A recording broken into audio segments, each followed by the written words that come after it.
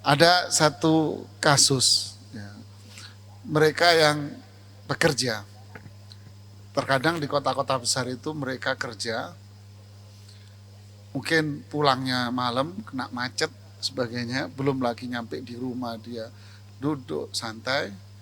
Kasus muncul berikutnya, sering terlambat bangun sholat subuh. Berat dia untuk bangun sholat subuh karena faktor kerjaan dan sebagainya yang tadi itu. Bangun sholat subuh telat. Kemudian dia kerja pun kadang terlambat juga karena rutinitas itu.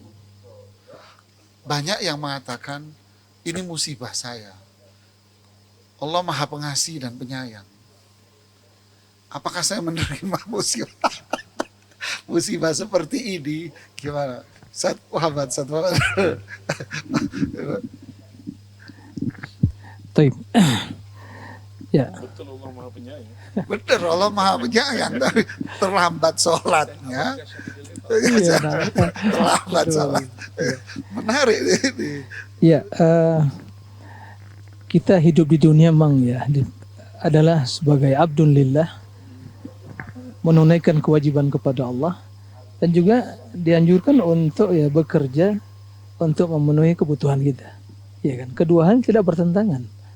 Ini diperintahkan, dimintakan juga. Bahkan bila kita bekerja untuk memenuhi kebutuhan, jadi nilai ibadah juga. Ya, kebutuhan keluarga dan kenyamanan kita, hidup yang terhormat gitu ya. Bekerja itu ibadah. Tapi tatkala kebiasaan yang seperti tadi akan melalaikan kewajiban yang utama, ya yang wajib, maka ini perlu dia mengintrospeksi dan merubah pola hidup dan pola kerjanya, dan harus berusaha seperti itu. Tidak bisa udah ini kan udah saya kerja seperti ini capek, kemudian sampai melalaikan yang wajib, ya terus terlambat sholat dan menjadi rutinitas dia terlambat sholat subuh, sementara itu hal yang wajib. Maka dalam hal ini dia tidak bisa beralasan Allah Rauf Rahim, rahmat betul, tapi di sisi lain melalaikan kewajiban, bahkan sampai ya mungkin meninggalkan kewajiban. Ini asyadidul iqab, Allah yang azabnya sangat pedih. Maka tidak bisa melihat dari situ sisi saja. Allah Maha Penyayang, merahmati hambanya, bila dia berdosa memohon keampunan ya dimaafkan Allah Subhanahu wa taala. Tapi dia meninggalkan kewajiban, ya, dan itu menjadi suatu kebiasaan. Kalau saya sekali terlambat, ya insya Allah Rauf gitu, Rahim gitu ya, baru tepat dalilnya Raufur Rahim. Tapi setiap hari rutinitasnya terlambat terus, setiap hari. Maka ya ini termasuk pada waqa fi sifatil munafiqin, yang mereka termasuk melalaikan solat, ya menunda-nunda solat, melalaikan solat, dan ini hal yang tentu sangat mengkhawatirkan dan itu berbahaya. Ya dari sisi ini jelas musibah yang tidak boleh dia berdalil ini musibah ya Allah mau Rauf, tapi ini musibah yang akan membinasakan diri dia dan keimanan dia. Maka hendaklah dia ya memohon kepada Allah kemudahan dan meningkatkan ketakwaan sehingga Allah memberikan solusi yang terbaik bagi dia untuk mencari ya atau berusaha dan usaha yang tidak mengorbankan agamanya.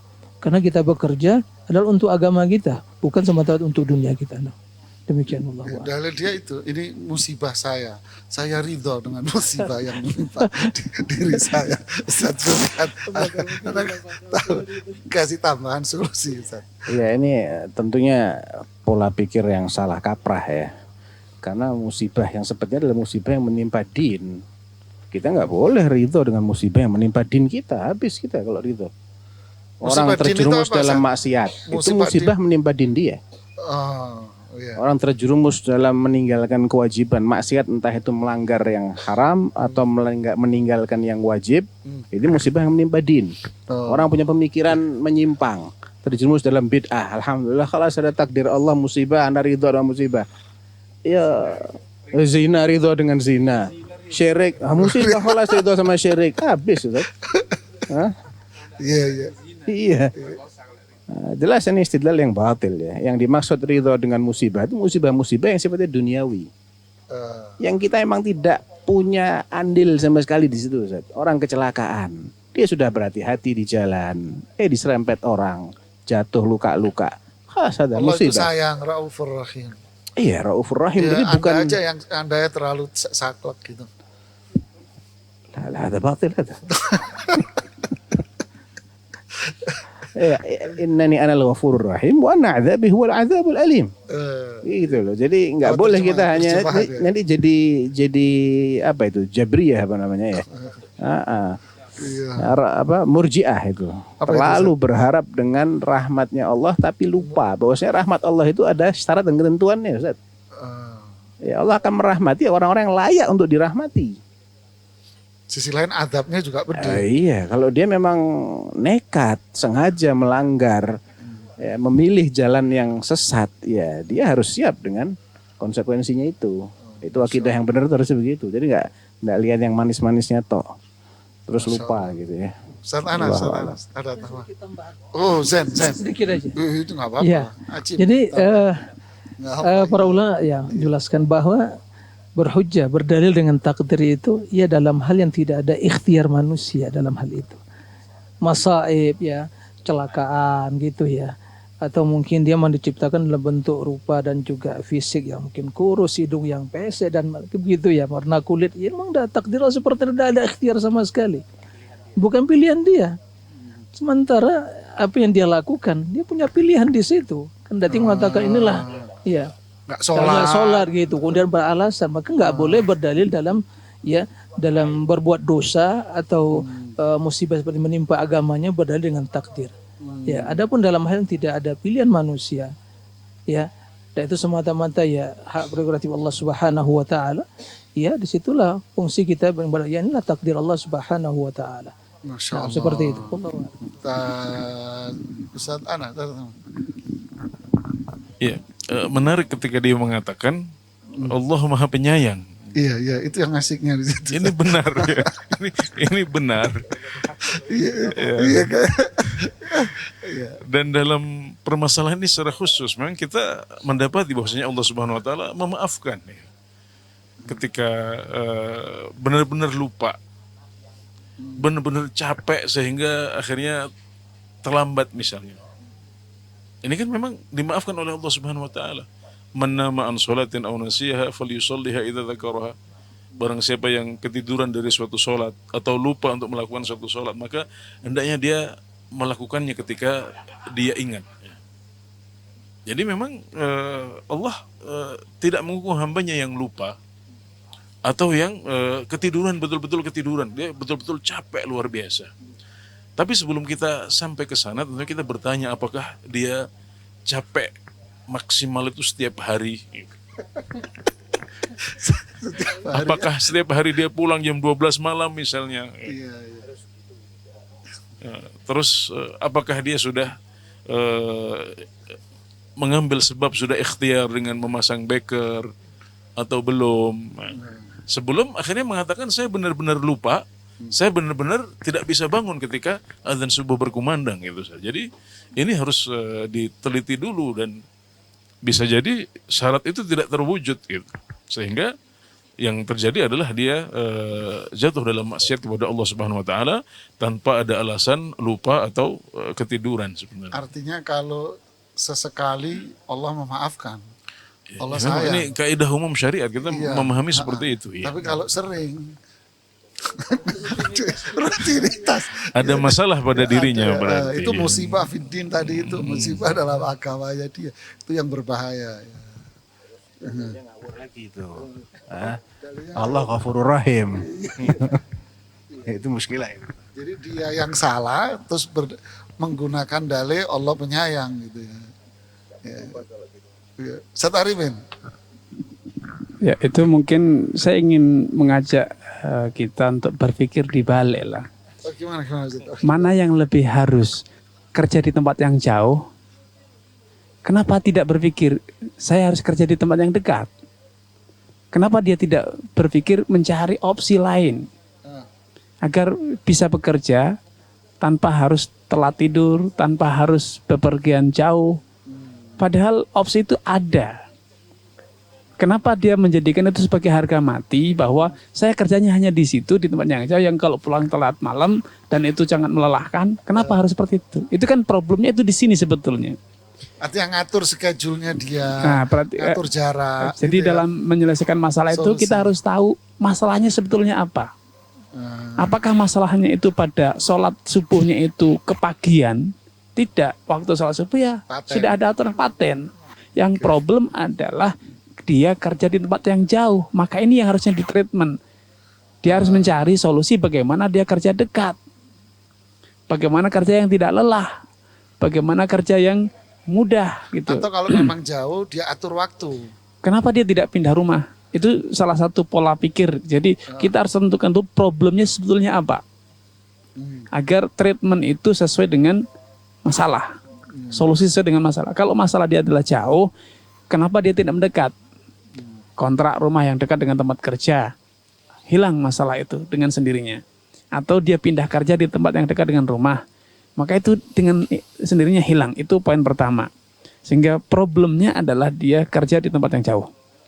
Maka solusinya adalah bagaimana dia dekat dengan tempat kerja, agar tidak ada alasan untuk pulang telat malam, Jauhan, ya. jauh, lelah. Itu pertama.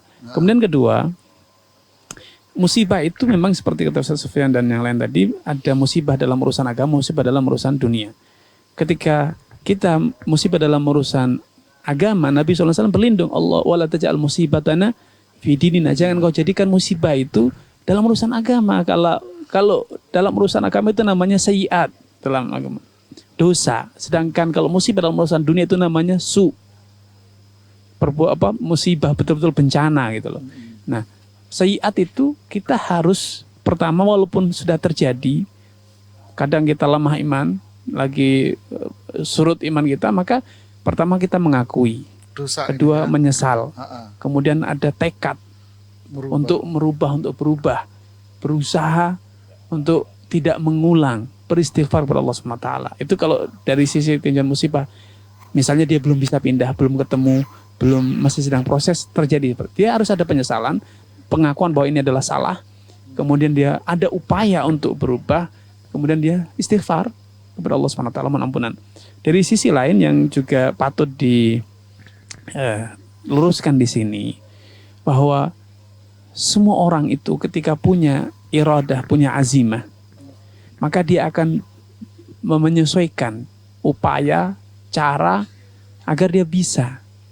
Ketika dia bisa kerja di tempat yang jauh, pulang malam dia bisa. Kenapa dia tidak bisa sholat pada waktunya? Itu pertanyaannya.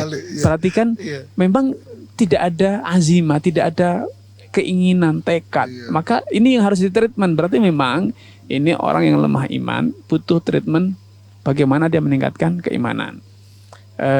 Ketiga yang juga ini perlu diluruskan, bahwa seseorang itu ketika sudah melakukan upaya, langkah-langkah untuk bisa bangun pada waktunya, maka Allah itu akan memudahkan. Iya karena budu ya, karena stain. Allah akan memudahkan agar dia bisa. Ketika Allah melihat bahwa dia betul-betul punya kesungguhan niat. Nah, poin keempat yang perlu dilakukan, bahwa Allah Subhanahu wa taala itu memberikan kelapangan dalam agama. Maja'allahu fid dini min haraj. Dalam agama ini tidak ada yang namanya susah. Kalau terjadi kesusahan itu pasti biangnya adalah manusia sendiri. Yang menjadikan sholat subuh itu susah bangun siapa? Apakah subuhnya yang memang susah? Atau memang dia sendiri yang menjadikan akhirnya sholat subuh itu susah? Dia telat. Itu kan berarti dia yang bermasalah. Bukan subuhnya yang susah gitu loh. Maka berarti solusinya adalah dia harus adaptasi problem itu pada dirinya. Dan mengangkat 10 kilo itu berat bagi anak kecil. Tapi bagi orang dewasa ringan. Maka apa yang dilakukan? Meningkatkan kekuatan iman, kekuatan azimah, keinginan, dan terakhir adalah taufik dari Allah SWT. Dia harus bersungguh-sungguh berdoa kepada Allah SWT, minta petunjuk, minta kekuatan kepada Allah SWT untuk diberi kekuatan. Dan poin penting di sini, dia bukan orang yang paling berat di hidupnya kok.